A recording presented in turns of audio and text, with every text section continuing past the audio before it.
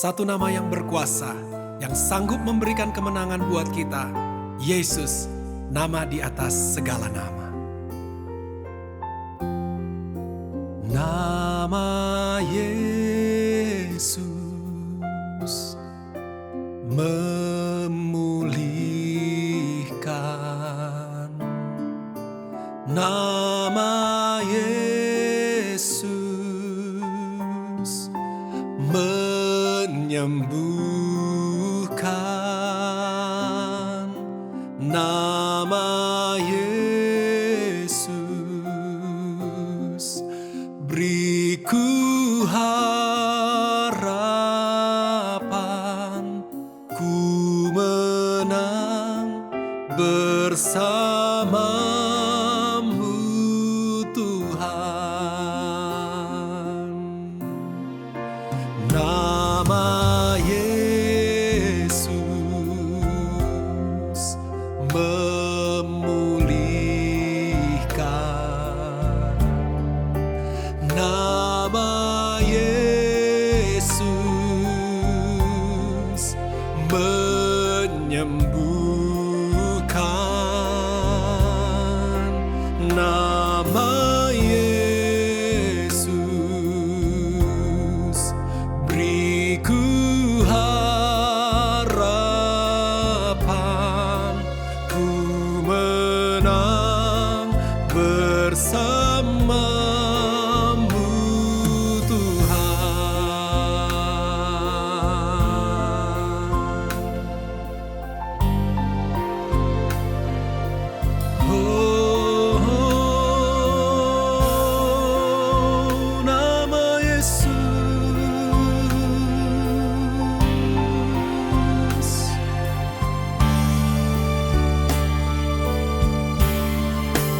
Nama Yesus. Nama Yesus memulihkan. Nama Yesus menyembuhkan.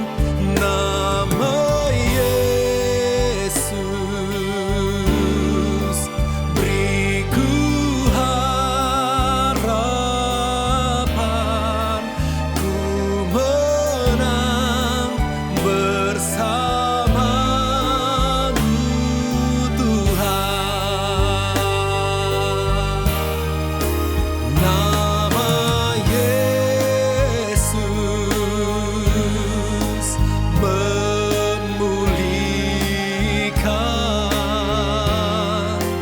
Nama Yesus menyembuhkan. Nama Yesus beriku harapan, ku menang bersamamu Tuhan. Ku menang bersamamu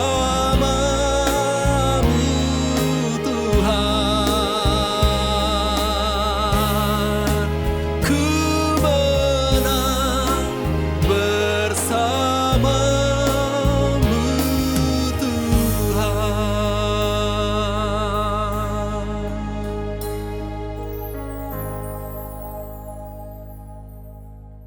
Selamat pagi Bapak Ibu Saudara yang kasih oleh Tuhan. Kembali lagi di pagi hari ini kita sama-sama belajar untuk merenungkan kebenaran firman Tuhan. Dan di pagi hari ini kita akan belajar sesuatu hal yang harus dilatih, yang sering sekali kita alami Kita sering sekali gagal di tengah jalan sehingga membuat kita gagal masuk dalam rencana Allah. Nah, kenapa kita tidak sampai? Kenapa orang Kristen tidak sampai kepada tujuannya? Karena di tengah jalan bertemu dengan hal-hal yang membuat kita terhalang untuk maju. Apa itu? Kecewa atau kekecewaan. Nah, mari kita buka Yohanes 16. Di situ judul perikopnya berkata bertekun. Dan salah satu kegagalan kita, salah satu kegagalan orang Kristen adalah tidak bertekun. Mungkin setelah 3 bulan kita berdoa, mungkin setelah bertahun-tahun Tuhan tidak menjawab doa kita, dan kita coba pergi ke Tuhan yang lain. Dan Tuhan yang lain jangan selalu kita berpikir itu dukun. Kalau kita sudah tidak berpikir tentang Dia, kalau kita sudah tidak berpikir tentang Tuhan, kita sudah punya Tuhan yang lain. Nah, bahkan uang disebut mamon memiliki arti Allah saingannya Allah.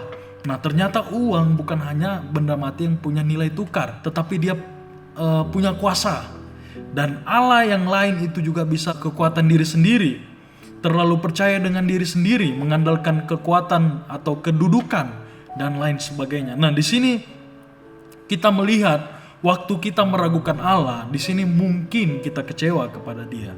Dan di ayat yang pertama dari Yohanes 16 dikatakan, semuanya itu kukatakan kepadamu, supaya kamu jangan kecewa dan menolak aku. Kamu akan dikucilkan, bahkan akan datang saatnya bahwa setiap orang yang membunuh kamu akan menyangka bahwa ia berbuat bakti kepada Allah. Mereka akan berbuat demikian karena mereka tidak mengenal baik Bapa maupun aku. Ayat yang keempat, tetapi semuanya ini kukatakan kepadamu supaya apabila datang saatnya kamu ingat bahwa aku telah mengatakannya kepadamu. Kalau rupanya kecewa itu, atau seseorang yang kecewa sangat dekat dengan menolak Tuhan. Nah, kita perlu tahu kalau kita kecewa, kita sedang menyimpan bom waktu di dalam hidup ini, di mana sewaktu-waktu bom itu bisa meledak. Dan waktu orang kecewa, dia mungkin masih bisa tersenyum, tetapi kekecewaan itu seperti suatu bom yang tinggal tunggu waktunya aja. Dan ada 7 kata kecewa dalam bahasa Ibrani dan Yunani yang diterjemahkan tersesat. Disesatkan itu kecewa, dihianati, disandung dalam perjalanan itu kecewa, merasa terluka di dalam itu kecewa, Bapak Ibu. Nah, ada satu mazmur Daud yang sangat depresi yang pernah dia tulis. Kalau kita melihat bagaimana kekecewaan itu bisa meledak di dalam Mazmur 55, ada 2 hal yang ingin saya bagikan. Yang pertama adalah kekecewaan itu merupakan saudara dekat dengan menolak Allah. Sampai Yesus sendiri mengatakan, semuanya ini kukatakan kepadamu, jangan kamu kecewa dan menolak aku. Berarti sangat rentan, kalau kita kecewa sangat rentan kita dengan menolak Allah. Yang kedua, kecewa adalah akibat langsung dari tidak setuju dengan hal-hal yang terjadi dalam hidup kita. Karena kita tidak setuju itu datang dalam hidup kita, akibat langsung membuat kita menjadi kecewa. Melihat contoh dalam Mazmur 55 ayat 13 dan 14. Ayat yang ke-13 di situ dikatakan, kalau musuhku yang mencela aku masih dapat menanggungnya. Ini perkataan Daud. Kalau pembenciku yang membesarkan diri terhadap aku masih dapat menyembunyikan diri terhadap dia. Ayat ke-14, tetapi engkau orang yang dekat dengan aku, temanku dan orang kepercayaanku. Nah, saudara, kalau kita melihat Mazmur ini ditulis, kenapa Daud menulis Mazmur ini begitu depresi? Dia dihianati oleh 2 orang. Di ayat yang ke-13, kalau musuhku yang mencela aku masih dapat menanggungnya. Tetapi kamu, dikatakan, orang yang aku percayai, yang sama-sama masuk ke bait Allah menyembah Dia. Nah, di sini orang ini yang sama-sama masuk ke bait Allah, mereka sangat kompak. Dikatakan terjemahan lain, mereka bersahabat. Orang itu mengkhianati Daud, Bapak Ibu. Nah, saudara, Mazmur itu ditulis ketika Daud dihianati oleh penasehat yang bernama Ahitofel. Dan Ahitofel adalah orang kepercayaan Daud. Bahkan anaknya sendiri, Absalom, mengkhianati Daud. Nah, saudara bisa bayangkan bagaimana anak mengkhianati bapa, itu suatu kekecewaan yang sangat luar biasa. Kenapa itu bisa terjadi? Daud membuat 2 kesalahan. Yang pertama adalah Daud mengizinkan Batsheba menikah dengan Uria. Uria adalah orang dari bangsa Het, bangsa yang dibenci oleh Allah. Uria ahli dalam peperangan. Daud menghadiahkan Batsheba untuk menikah dengan Uria. Dan itu menyakiti hati Ahitofel sekali. Bagi bangsa Israel untuk menikah dengan bangsa yang tidak mengenal Allah itu merupakan suatu kutukan. Waktu Ahitofel melihat itu, dia kecewa dengan Daud, tetapi dia menyimpannya di dalam hatinya. Kenapa engkau membuat ini kepada cucuku? Dia berkata kepada Daud. Padahal Daud tahu betapa cantiknya Batsheba sejak remaja, memberikan cucunya kepada orang Het hanya karena si Uria ahli dalam peperangan. Kesalahan kedua yang Daud lakukan waktu Ahitofel melihat bagaimana Daud berzina dengan cucunya Batsheba. Saudara bisa lihat suatu kekecewaan yang sangat dalam. Saya katakan buat Bapak Ibu Saudara, kalau kita kecewa, kita sedang menyimpan bom waktu. Dan kapan Ahitofel mengkhianati Daud? Di saat Daud membutuhkan nasihatnya. Dan Bapak Ibu Saudara bisa membacanya dalam 2 Samuel 16. Di situ lengkap menceritakan kisah bagaimana Ahitofel itu mengkhianati Daud, bahkan anaknya sendiri. Dan kalau membaca kisah ini betapa mengerikannya kekecewaan itu Bapak Ibu.